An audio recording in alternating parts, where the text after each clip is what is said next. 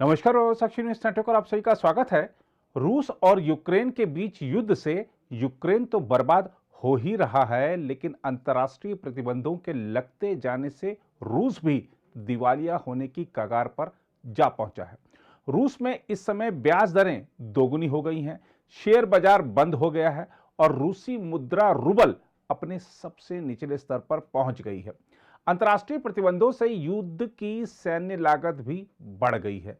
रूसी नागरिक अब मैकडॉनल्ड्स या स्टारबक्स में खर्च करने में असमर्थ हैं, क्योंकि इन प्रतिष्ठित ब्रांडों ने रूस में अपना कारोबार बंद कर दिया है।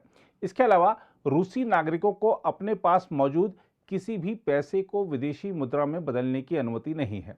अनुमान बताते हैं कि रूसी अर्थव्यवस्था अगले साल 7% तक सिमट सकती है, जबकि आक्रमण से पहले इसमें 2% की वृद्धि का अनुमान था। इस बीच यूरोपीय संघ रूस पर अपनी ऊर्जा निर्भरता में भारी कमी करने की योजना बना रहा है, जबकि अमेरिका और ब्रिटेन ने अपने स्तर पर आयात को चरणबद्ध तरीके से सीमित करना शुरू कर दिया है। देखा जाए तो इस युद्ध के दीर्घकालिक परिणाम भयावह हैं।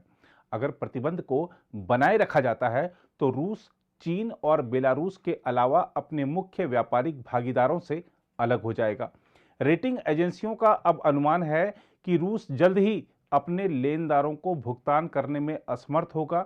रूस के लिए विदेशी निवेश आकर्षित करना मुश्किल हो जाएगा और वह पूरी तरह से चीन पर निर्भर हो जाएगा। यही नहीं, अगर पुतिन यूक्रेन में जीत का दावा करने वाले बिंदु पर भी पहुंच जाते हैं तो आर्थिक परिदृश्य वास्तव में और भी खराब दिखाई देता है।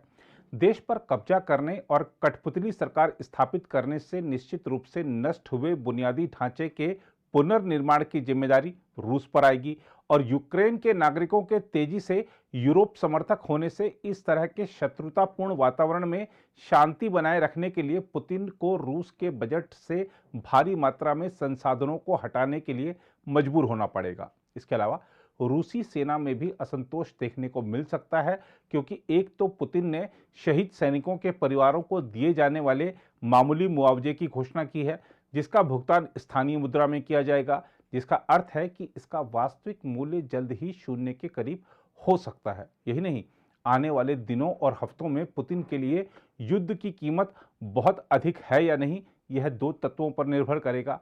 क्या रूसी सैन्य और रक्षा उद्योग पश्चिम से इलेक्ट्रॉनिक्स और औद्योगिक रोबोट जैसे तकनीकी आयात के बिना जीवित रह सकते हैं? और दूसरा, क्या प्रतिबंधों और हताहतों का प्रभाव जनता की राय को इस तरह से बदलने के लिए पर्याप्त होगा जिससे क्रेमलिन को खतरा हो? वैसे रूस को यूक्रेन से इस तरह के पलटवार की आशंका नहीं थी। रूस खुद को बड़ी सैन्य शक्ति मानता है, लेकिन अब अमेरिकी अधिकारियों के अनुसार रूस ने चीन से यूक्रेन पर हमले में इस्तेमाल करने के लिए सैन्य उपकरण मांगे हैं। चीन से किए गए रूस के इस अनुरोध को अमेरिका ने गंभीरता से लिया है। अमेरिका ने चीन को आगाह किया है कि वह वैश्विक प्रतिबंधों से बचने के लिए रूस की मदद नहीं करे। चीन का रूस को वित्तीय मदद की पेशकश करना राष्ट्रपति जो बाइडेन की कई चिंताओं में से एक है। बाइडेन प्रशासन ने चीन पर रूस को लेकर गलत सूचनाएं फैलाने का भी आरोप लगाया है। बाइडेन प्रशासन के अधिकारियों का कहना है कि चीन रूस के इन गलत दावों का प्रचार कर रहा है कि यूक्रेन अमेरिका की मदद से रासायनिक और जैविक हथियारों की प्रयोगशालाएं चला रहा है। दूसरी ओर, यूक्रेन के खिलाफ सैन्य कार्रवाई शुरू करने से पहले ही रूस के राष्ट्रपति व्लादिमीर पुतिन ने अपने देश में सोशल मीडिया मंच तथा अन्य ऐप की पहुंच को सीमित करने का काम शुरू कर दिया था और अब विरोध में लगातार उठ रही आवाजों को दबाने के लिए वह तमाम प्रतिबंध भी लगा रहे हैं। रूस ने सोशल मीडिया मंच फेसबुक और ट्विटर तक लोगों की पहुंच काफी सीमित कर दी है। रूसी इंटरनेट के जरिए इन्हें चलाना लोगों के लिए अब मुश्किल हो गया है। पुतिन ने देश में पश्चिमी मीडिया तथा कई स्वतंत्र समाचार साइट तक पहुंच को भी अवरुद्ध कर दिया है। वहीं एक नया कानून भी पारित किया गया है जो सरकार की नीतियों के विरुद्ध कोई भी जानकारी फैलाने वाले को अपराध की श्रेणी में लाता है। रूस ने कहा है कि वह सोशल मीडिया मंच इंस्टाग्राम तक भी लोगों की पहुंच को प्रतिबंधित करेगा। अमेजन वेब सर्विसेज ने रूस में काम करना जारी रखा है, हालांकि उसका कहना है कि वह किसी भी नए ग्राहक को नहीं जोड़ रही है। इसके विपरीत माइक्रोसॉफ्ट ने अभी तक यह नहीं बताया है कि वह देश में अपनी क्लाउड सेवाओं को रोकेगा या नहीं। हालांकि उसने उत्पादों और सेवाओं की सभी नई बिक्री को निलंबित कर दिया है।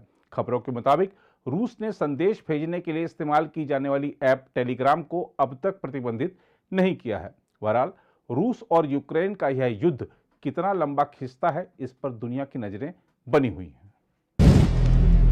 अगर आप भी लेना चाहते हैं देश दुनिया की तमाम जानकारी तो आज ही सब्सक्राइब करें हमारे चैनल को।